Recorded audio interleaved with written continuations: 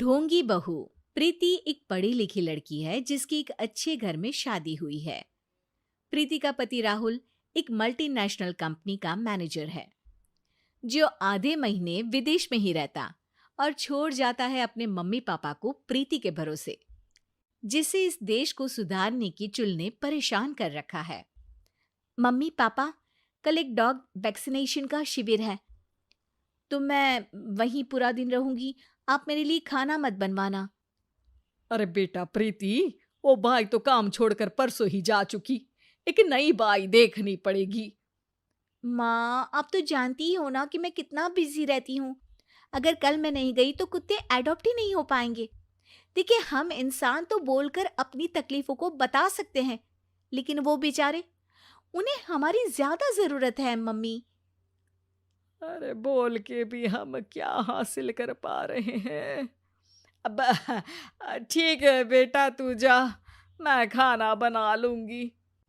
ऐसा पहली बार नहीं हो रहा था। देश भर में जितने एनजीओज हैं, चाहे वो स्टूडेंट्स के अधिकार के लिए हो या गरीबों में खाना बांटने का काम हो, प्रीति सबसे जुड़ी हुई थी। रोज कहीं बाहर ही रहती थी, एक शिविर में नहीं तो दूसरे में, और छोड़ जाती थी अपने सास ससुर को उनके खुद के भरोसे। और जब कोई उसे कहे, अरे प्रीति, कभी तेरी सास का हाथ भी बटा दिया कर, तो उसका एक ही जवाब रहता था, देखो, हम लोगों को तो सब कुछ घर बैठे मिल जाता है। अगर आज मैं इस शिविर में नहीं गई तो पता नहीं कितने लोग सड़क पर आ जाएंगे। प्रीति को समझाना संभव ही नहीं था और ये बात उसके सास ससुर भी मान चुके थे। इसलिए सुबह सुबह सास ही किचन में खाना बनाने जाती है और देखती है कि घर में सब्जियां खत्म है। अरे प्रीति बेटा, सुन तो जरा। क्या हुआ मम्मी? मुझे बहुत लेट हो रहा है और आप तो जानते हो ना कि अगर मैं इस शिविर में नहीं गई तो। हाँ हाँ, कुत्ते एडॉप्ट ही नहीं हो पाएंगे, सब जानती हूँ। अरे पर घर में सब्जियां खत्म हो गई है।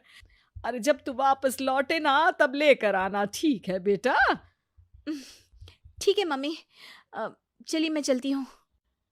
और हर बार की तरह प्रीति अपनी पार्टीज और आफ्टर पार्टीज में इतनी बिजी रह गई कि सामान लाना ही भूल गई। बात केवल सब्जियों की नहीं थी, लेकिन प्रीति हर रोज किसी नए शिविर में निकल जाती थी, अपने सास ससुर को अकेला छोड़कर। एक हफ्ते बाद प्रीति के ससुर जी के हाथ में दर्द होने लगा। अरे बेटा प्रीति, पापा जी के हाथ में बहुत दर्द हो रहा है, आज इनको डॉक्टर के पास लेकर जाना पड़ेगा। ठीक है माँ, आप हो आओ, मैं बाहर ही खा लूंगी। अरे बेटा, मैं कैसे ले जाऊं? ये काम तो हमेशा राहुल ही करता था और मुझे तो डर है कि कुछ ज्यादा बड़ी बीमारी ना हो जाए। उफ़ो, आज मुझे मेडिकल शिविर में जाना है। बेचारे बड़े बुजुर्ग जिनके अपने फैमिली वाले उनका ध्यान नहीं रखते, उनका पूरा मेडिकल चेकअप होगा।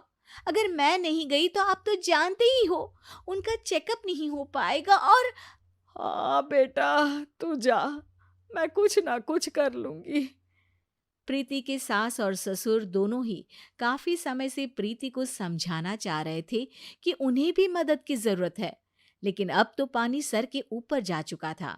उधर प्रीति शिविर में पहुंचकर सबसे मिल रही थी।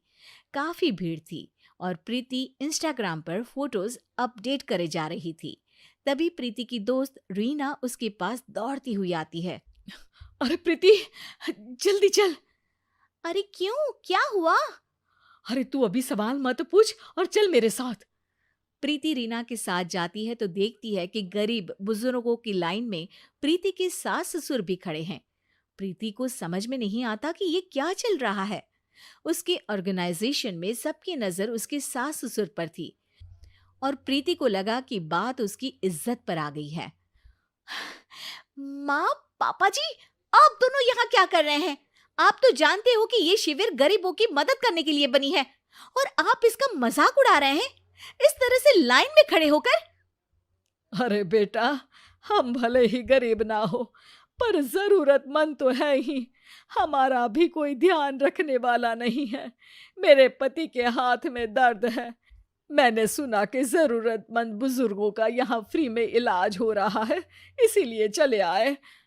अ, नहीं, मतलब मैं तो प्रीति को समझ में आ गया था कि समाज को संभालने से पहले उसे अपना घर संभालना चाहिए और वो सर झुकाकर अपने सास ससुर से माफी मांगती है।